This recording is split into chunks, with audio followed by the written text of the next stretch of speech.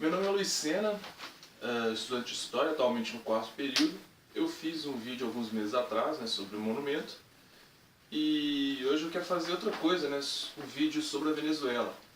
Eu tenho visto muita gente falar sobre a situação que está ocorrendo na Venezuela, mas sem estudar, falando de forma errada, sem nenhum sentido. Então eu resolvi dar uma estudadazinha no tema para poder fazer um vídeo aqui para tentar esclarecer um pouco as coisas e também dar a minha opinião. Começando, em primeiro lugar, pelo Maduro, presidente eleito democraticamente em 14 de abril de 2013, logo após a morte do Hugo Chávez. E que foi reeleito no ano passado, em 2018, em uma eleição fraudulenta. Então, desde janeiro desse ano, de 2019, se não me engano, dia 10 de janeiro, que foi a posse, ele é um ditador. Ele chegou ao poder numa eleição que não foi democrática. Não que ele não pudesse ter sido chamado de ditador antes. Ele já, no seu primeiro mandato em que foi eleito democraticamente, tomou algumas atitudes extremamente autoritárias. Mas agora é impossível defender, e ele realmente, desde esse primeiro mês de 2019, é um ditador. Algo lamentável que tem acontecido é parte da esquerda brasileira passando pano para a situação que está ocorrendo na Venezuela e principalmente para o Maduro. A gente teve uma ou outra declaração do PSOL, a gente teve uma declaração lamentável do PSO no Facebook com um post com a imagem do Maduro, enfim, tentando justificar o que está acontecendo. E a gente teve o PT mandando a Gleisi Hoffmann para pousar de aliada ao lado do Maduro na sua posse. E o partido que acabou criticando a eleição do Bolsonaro, dizendo que a democracia poderia estar em risco devido às posições do presidente eleito, depois mandar a presidente do partido pousar de aliada ao lado de um ditador, não faz nenhum sentido, Você perde completamente a razão quando for argumentar sobre essa questão de democracia no país. Outro ponto é que o Maduro não está nem aí para a sua população, ele não está nem aí para o povo venezuelano. Ele é um ditador, nem o considero mais alguém ligado à direita, à esquerda, ele é simplesmente um ditador que está ali para tirar o dele da reta, ele quer salvar ele mesmo. Ele não está nem aí para a população, deixando as coisas chegar ao ponto em que estão, gente passando fome e tudo mais. Por exemplo, a gente pode fazer a comparação com o Chávez, que eu também não sei o quanto gostava do povo venezuelano, a história dele também é complicada, mas comparado com o Maduro, ele amava a sua população, porque o atual presidente está ali realmente só para salvar-se a ele mesmo e para se manter no poder, deixando as coisas chegar a essa situação complicada, e quem sofre é a população. Agora eu vou falar um pouquinho sobre essa questão que teve, acho que na semana passada, sobre a ajuda humanitária. Em 2018, e ao longo dos anos, o Maduro negou várias vezes a ajuda humanitária da ONU. Ele acabou aceitando no final do ano passado, acho que em novembro, uma dessas ajudas, e assim deixou que entrasse em território venezuelano. A gente viu agora recentemente essa questão do Brasil, dos Estados Unidos enviarem ajuda humanitária e os caminhões terem sido queimados. Infelizmente, foi um ato político.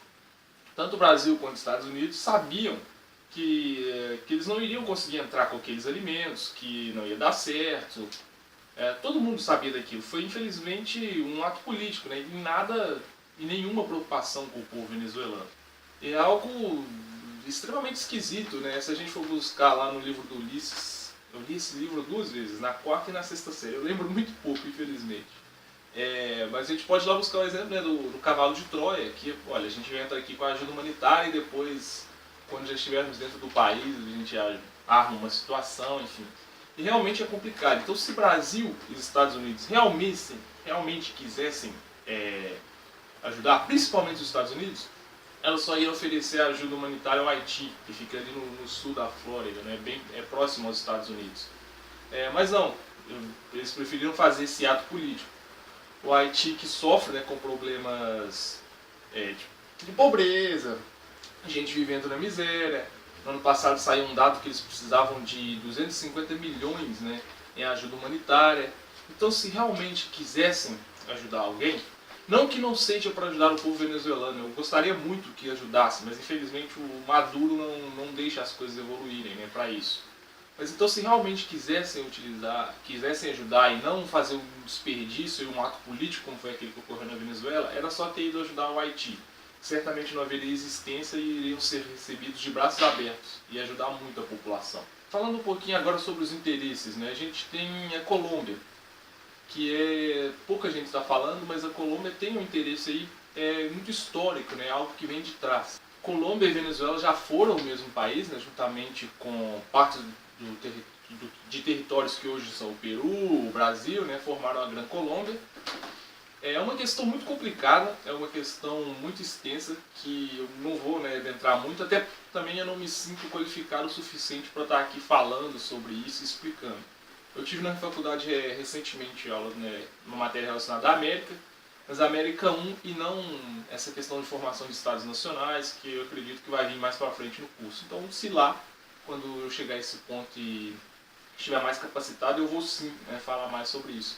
Mas existe essa questão histórica, né, que após a separação, né, desses países, que ocorreu por volta de 1830, as coisas não ficaram muito esclarecidas por alguns setores. E a gente sabe o quanto essa questão territorial é problemática e o ser humano guarda rancor por isso. A gente viu na Segunda Guerra a Alemanha a Alemanha nazista querendo retomar território, a União Soviética também, aproveitando a situação. A gente tem a questão Israel-Palestina e há anos que infelizmente não vai se resolver nunca de forma pacífica, a não ser que desça uma divindade dos céus e diga: essa parte é sua, essa é sua. Mas aquele que se sentir prejudicado vai argumentar que aquela não é a sua divindade, não é a real, então infelizmente nunca vai ser resolvido de forma pacífica. E a questão da Venezuela também está muito ligada a esses assuntos territoriais mal resolvidos do passado. Agora a gente tem também o interesse dos Estados Unidos, né, que tem sido até mostrado de forma interessante, algumas vezes até engraçada, né, nesses memes que tem saído aí na internet, que é essa preocupação com a democracia, né, em locais que tem petróleo. A gente sabe que realmente é isso.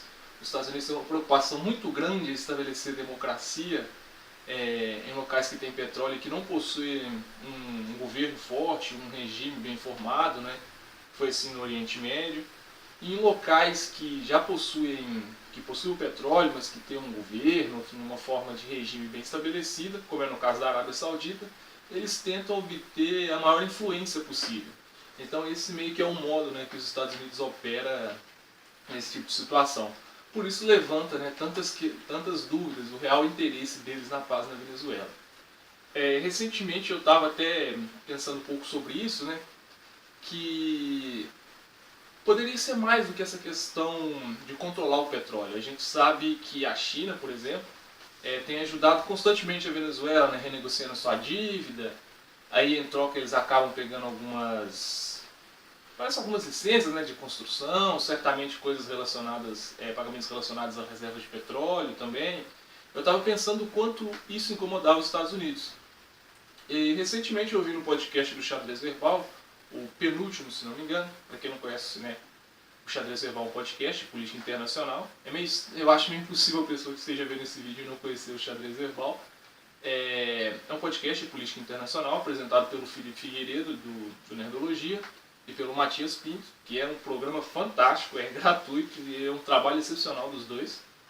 E eles falaram, né, sobre isso, o Felipe e o Matias levantaram essa questão de não ser só isso dos memes, não ser só essa questão de controle do petróleo, mas também de afastar o interesse chinês, a influência chinesa da Venezuela. Que assim os Estados Unidos podem ter um maior controle da situação e até mesmo conseguir diminuir preços, né, afastando a concorrência. Então, como eu disse, essa questão de Estados Unidos e China, né, ainda vai dar pano para a manga. O Brasil, inclusive, pode ser prejudicado com isso, né, com a questão da soja. Mas voltando aqui para a Venezuela e os seus interesses, os seus interessados, né, nesses assuntos, a gente tem a oposição venezuelana. Que é o seguinte: a oposição venezuelana ela é incompetente e ela é desunida. Independente de quem esteve na oposição, o histórico não é bom. Inclusive essas características da oposição que fizeram com que o Maduro tivesse tanto poder, né? Ele chegasse a um nível assim, tão grande de poder devido a essa oposição complicada. Tal um pouco como acontece em Israel, que a gente vai ter uma votação recente, uma votação próxima novamente, mas é possível que o Netanyahu ganhe outra vez, porque a gente tem lá em Israel uma oposição também extremamente complicada que não consegue se entender. E na Venezuela é isso também. A gente teve no início dos anos 90 o Chávez tentando dar um golpe contra uma série de acordos políticos que ocorriam no país, foi fracassado. A gente viu depois ele sofrendo um golpe nos anos 2000, que também não deu certo. Então essa oposição na Venezuela é extremamente complicada. Quanto ao Guaidó, né, que se proclamou o presidente interino, enfim, da Venezuela, a princípio eu tendi a apoiar, né, porque parece ser realmente a única situação, a única forma dessa situação se resolver, né, de alguém se pôr à frente ali e fazer uma negociação. Mas é complicado, né, porque isso pode abrir um precedente. A gente sabe que a eleição na Venezuela foi fraudulenta, não foi democrática, mas nem todo mundo tem esse bom senso. Então, para alguém que perdeu uma eleição de forma democrática começar a questionar isso e virar moda, é um passo. Então, é realmente complicado essa questão do Guaidó. A gente também não conhece muito, né, sobre ele. É um cara que se considera de esquerda, né, ele só não é chavista, o partido dele até está ligado à Internacional Socialista. Mas é difícil a situação, né? Porque, como eu disse, pode criar um precedente perigoso para outros lugares, apesar da gente saber que a questão da Venezuela é diferente. Por último, o Brasil. Qual o interesse do Brasil em tudo isso? Não sei. Simplesmente é lamber bota do governo dos Estados Unidos, é só isso. Porque o Brasil é um país grande, influente na América Latina, teria totais condições de mediar essa situação, né? Tentar fazer uma resolução de forma democrática entre o governo eleito democraticamente e a oposição, mas não, né? Não é isso que está acontecendo. E é uma pena, porque o Brasil teria condições de fazer isso e seria positivo para todo mundo, né? Uma nossa economia, que até a nossa região, né? América Latina, todo mundo tranquilo, sem muitos problemas, crescendo juntos, seria positivo para todos. Melhor ainda para o Brasil, né, que é a maior potência regional. Mas em vez disso, a gente parece estar comprando uma briga pura e simplesmente ideológica de outras pessoas, uma briga que não nos pertence e que pode trazer consequências. Tal como a questão da embaixada, né, em Jerusalém, a embaixada de Israel em Jerusalém, que é uma briga novamente puramente ideológica, que o Brasil está comprando, que pode se dar mal com isso, né, porque o Brasil tem um mercado muito grande de exportação de carne halal, que eu sabia que era grande, mas não tanto, né, depois também de ouvir um programa do Xadrez Verbal. Ouçam, é muito bom. E, de novo, né, o Brasil está entrando nessa questão pura e simplesmente por ideologia que é complicado e não vai beneficiar em nada o nosso país. Uma solução para a Venezuela é difícil, né? Para mim teria que haver realmente uma mediação. O Brasil parece que não vai fazer esse papel, né? Eu espero que faça, que se volte atrás e faça, né? Mas o atual governo parece estar interessado em outras coisas. Mas seria, né, uma mediação entre o governo e a oposição, né, buscando fazer uma eleição, impondo-lhe algumas restrições, por exemplo, sei lá, o Maduro não participar de eleições durante tantos anos, o partido dele ficar de fora da próxima eleição, né, dessa eleição que poderá ocorrer, se as coisas forem resolvidas, talvez da próxima também, não sei, né, mas tentar fazer um diálogo para uma resolução democrática, porque se a gente houver uma interferência muito grande, alguma guerra, alguma coisa assim, isso vai descambar para um problema ainda maior na Venezuela, originando depois guerra civil e esse tipo de coisa que vai trazer, vai piorar, né, a situação para o povo venezuelano e não vai trazer benefício nenhum. Então, realmente, haver alguém para mediar essa situação seria o ideal. Antes que apareça aí algum defensor do Maduro, não é? Alguém mais de esquerda, normalmente, mas se a pessoa que vem a defender, que só tem,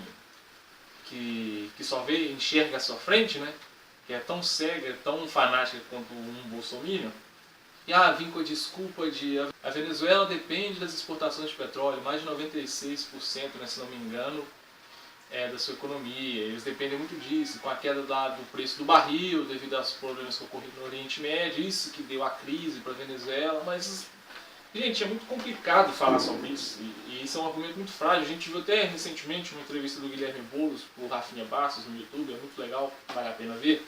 ele fala também um pouco sobre isso, que pô, a gente não pode, né, só pôr a culpa nisso, porque enquanto as coisas estavam boas, o preço do barril estava lá em cima, o país tinha que ter aproveitado isso para fomentar a indústria, criar, né, novas opções ali para não ficar tão dependente do petróleo. E o governo venezuelano da época não fez isso, né? Eles simplesmente fizeram outra coisa com o dinheiro, provavelmente enfiaram no rabo, igual acontece aqui no Brasil. Então esse argumento do petróleo é frágil. Então foi esse o vídeo, né, da minha opinião e um pouquinho, né, falando sobre como as coisas estão acontecendo na Venezuela, o que realmente está acontecendo e não o que é dito por aí. A gente tem visto muita gente falando, como eu disse no início do vídeo, muita gente falando sobre a situação sem saber, né? A minha timeline do Facebook está cheia de gente falando sobre isso sem saber. Se de vocês aí também estiver, dê o like e compartilhe esse vídeo, né, se acharam que ele foi claro o suficiente. Quem quiser acrescentar alguma coisa pode comentar aí embaixo. E é isso. Obrigado. Falou.